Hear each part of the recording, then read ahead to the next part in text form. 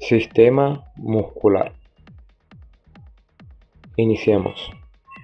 Los músculos constituyen el elemento activo del movimiento, generando energía mecánica a través de la contracción muscular. Eso me dice que los músculos son los encargados de generar esa contracción muscular que me va a mover a todo el organismo, ¿sí? A las estructuras pasivas. Existen tres tipos de músculos, ¿sí? No todos son iguales. Nosotros nos vamos a centrar en los músculos estriados. Ahí vemos los tres tipos de tejido muscular. Vemos un tejido estriado cardíaco que pertenece únicamente al corazón, ¿sí? Es el único órgano que tiene esas fibras. Por eso lo podemos hipertrofiar.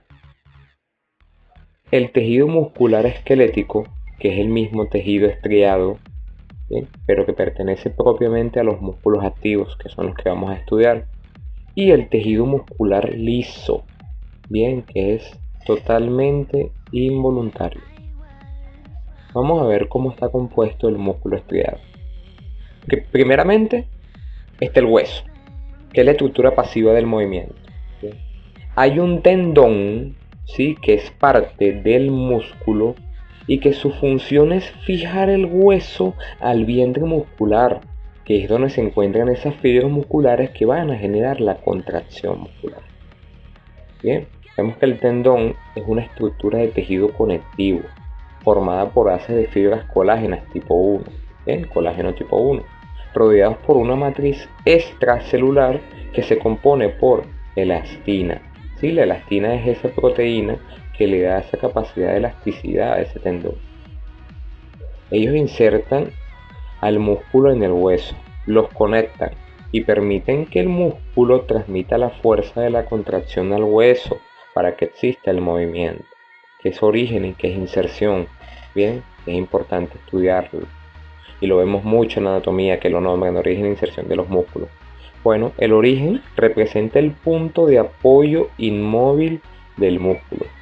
Ahí, por ejemplo, en el tríceps braquial, el origen serían los dos orígenes que ves allí en la porción superior, tanto en la apófisis coracoides como en la corredera bicipital que ves allí del húmero. Bien, ¿y qué es la inserción? Bueno, representa el punto móvil del movimiento del músculo, que en este caso, ¿qué sería? El radio. Bien, ¿sí? Ubicado allí en el antebrazo. Y la función sería el movimiento que realiza el músculo, ¿sí? En este caso el bíceps es flexor de codo. Vamos a ver cómo están compuestos los músculos por dentro. ¿Sí? Vamos a ver que hay una capa superficial llamada epimicio. De todas formas, esto lo vamos a ver más adelante en la contracción muscular, pero ya tienes que ir conociéndolo. Bien, el epimicio es una capa que recubre a cada uno de los músculos. Al retirarla, vamos a ver los fascículos. Bien, que son sacos que albergan fibras musculares. Por eso, cada uno de esos fascículos tiene un perimicio. Bien, que es una capa que recubre a todas esas fibras musculares pertenecientes al fascículo. Allí vemos las fibras musculares, vemos que tienen un núcleo que es donde tiene la información codificada por genética, y de cada una de esas fibras musculares van a salir muchas miofibrillas, ¿sí? Que son las fibras musculares más pequeñas del músculo. Ahí vemos que tiene un retículo sarcoplásmico, que es precisamente donde se envían las señales para la contracción muscular. Y vemos unas proteínas súper importantes allí. Vemos la palabra miosina, ¿sí? Y unos delgados filamentos de actina, que son las proteínas que son encargadas de la contracción muscular. Tú vas a ver ese movimiento en el siguiente módulo. Pero sí, básicamente está compuesto el músculo. Ahora, los músculos tienen clasificaciones. Los podemos clasificar según su forma. Bien, si son planos, si son anillos, si son orbiculares. Según sus dimensiones, si son anchos, largos o cortos. Y según el número de articulaciones que crucen, que es lo que principalmente utilizamos en el área del entrenamiento. Si son músculos monoarticulares que nada más tienen movimiento en una articulación. Si son biarticulares que tienen movimiento en dos o articulaciones. O si son poliarticulares que tienen movimientos de 3 a más articulaciones. Y bueno, según el número de vientres musculares, bíceps, tríceps, cuádriceps. Todos estos músculos tienen unas propiedades. Vemos la propiedad de la contractibilidad, que es la capacidad que tiene un músculo de contraerse. La excitabilidad, que es la capacidad que tiene el músculo de ser estimulado por el sistema nervioso central.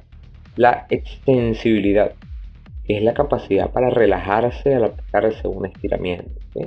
Y la elasticidad, que es la capacidad de volver a su posición inicial después de haber sido estirado previamente. Vemos los tipos de contracciones musculares que me pueden ejercer los músculos. No todas son las mismas.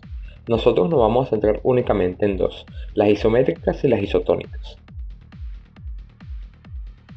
Vamos primero con las isométricas. Bien, en las isométricas no existe movimiento visible y los cabos de inserción conservan su distancia. Eso lo podemos ver en la siguiente lámina, que vemos una contracción sin movimiento visible del bíceps, se mantiene en una única posición. Y un ejercicio de ello que es la común plancha, ¿sí? Isométrica. Y leemos las que son isotónicas, que se dividen en dos, en concéntricas y excéntricas. Las concéntricas acortan los cabos de inserción del músculo, es decir, el origen de la inserción se acercan. Y en las excéntricas todo lo contrario, el músculo se alarga. ¿Sí? Entonces veamos una contracción concéntrica, que es donde el músculo, bien, donde esa resistencia se está acercando mucho más al bíceps. Y tanto el origen y la inserción del bíceps se acercan. Y por el contrario tenemos la contracción excéntrica, donde el músculo se alarga. ¿Bien? Y ahí ves que el origen de la inserción se aleja. Este tipo de contracción es interesante porque me dice que hay un 100% de reclutamiento de fibras musculares. Sí, y a veces en el campo de la musculación obvian esa parte, ¿sí? La parte excéntrica. Y es incluso más importante que la anterior. Vamos a observar era un GIF en nuestra formación presencial y vemos que cuando esa persona, ¿sí? Esa mujer hace la parte concéntrica, el dorsal ancho, ¿sí? Los cabos de inserción se acercan, bien, se acorta esa musculatura. Y excéntrica es cuando ella deja subir la barra, porque la musculatura se alarga. La flexión de hombro es realizada principalmente por el deltoide anterior, participando de igual forma el pectoral mayor, el bíceps braquial y en la porción terminal del movimiento el serrato mayor.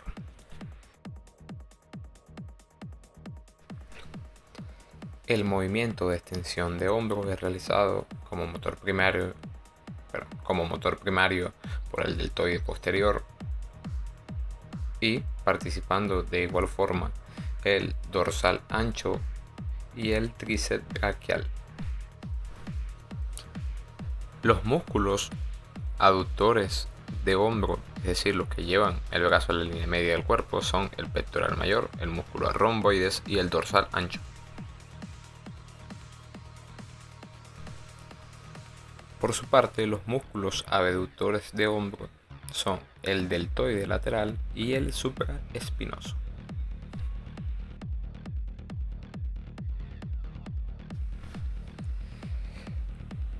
Los rotadores externos del hombro son conocidos como el grupo de manguito rotador, en donde está el supraespinoso, el redondo menor y el infraespinoso. Como rotadores internos del hombro vamos a tener al músculo dorsal ancho y subescapular.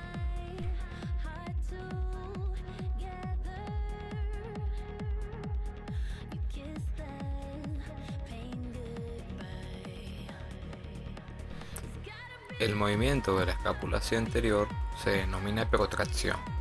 En principal forma es realizado por el serrato mayor y requiere de todas las fibras del trapecio para estabilizarse. La retracción escapular es realizada principalmente por el músculo romboides, incluyendo cierta participación del angular de la escápula. Este movimiento es conocido como elevación de escápula y es realizado como motor primario por el trapecio, fibras superiores principalmente, y por el angular de la escápula. El motor primario para la flexión de codo, al contrario de lo que muchas personas piensan, no es el bíceps braquial, sino el supinador largo. El bíceps braquial junto con el braquial anterior son motores secundarios de este movimiento. La extensión de codo le compete únicamente al tríceps braquial y en algunas personas que tengan presencia del músculo anconio. Los movimientos de rotación que realiza el antebrazo reciben el nombre de supinación cuando la palma de la mano está cara hacia arriba y pronación cuando la palma de la mano está hacia abajo. En el caso de la supinación, el músculo principal es el bíceps braquial. El recto anterior del abdomen es el músculo que como motor primario flexiona la columna, seguidamente de los oblicuos, mayor y menor.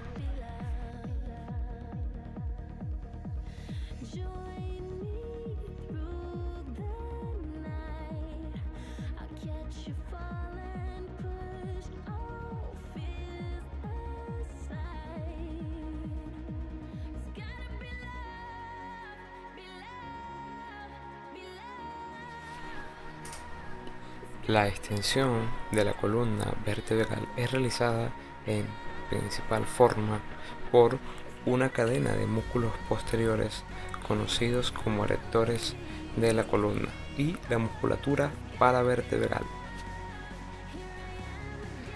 Los músculos encargados de la flexión lateral de la columna o inclinación lateral de la columna son el músculo cuadrado lumbar, el oblicuo mayor y el oblicuo menor del abdomen.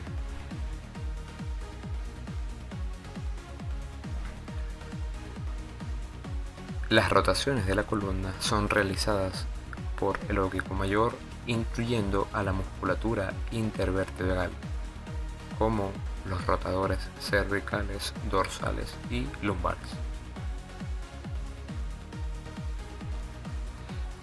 El proceso de respiración es realizado en un 80% por el músculo diafragma, el cual en el momento de la inspiración comprime todas las vísceras hacia inferior para dar espacio a la expansión de los pulmones, realizando la relajación y ascendiendo en el momento de la expiración.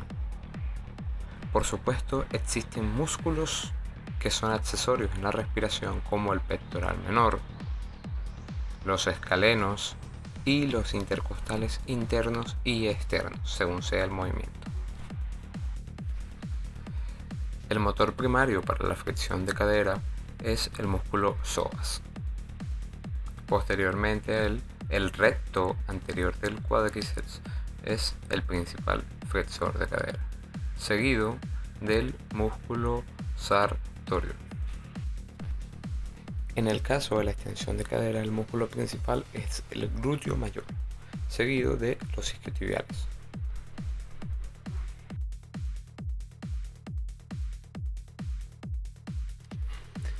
La aducción de cadera le pertenece principalmente al músculo aductor largo, seguido del aductor mayor y menor, el músculo pectíneo y el recto interno o gracilis.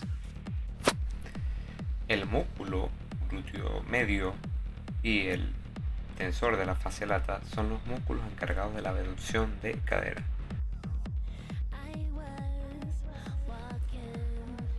La flexión de rodilla únicamente es realizada por los isquiotibiales, compuestos por el bíceps femoral, el músculo semitendinoso y semimembranoso. La extensión de rodilla es realizada como motores primarios por el grupo muscular cuádriceps, compuesto por el recto anterior del cuádriceps, el vasto interno, el vasto medio y el vasto lateral. Como motores secundarios estaría el músculo sartorio y el músculo extensor de la fascia lata. y el músculo tensor de la fascia lata. El tobillo en el plano sagital me realiza dos movimientos conocidos como flexión plantar y flexión dorsal. Flexión dorsal cuando el dorso se acerca a la tibia y flexión plantar cuando el movimiento de punta de pies. El músculo que realiza la flexión plantar es el gastrocnemius, que junto con el sóleo constituyen el músculo tricepsural, conocido mundialmente como gemelos, y la flexión dorsal es realizada por el músculo tibial anterior.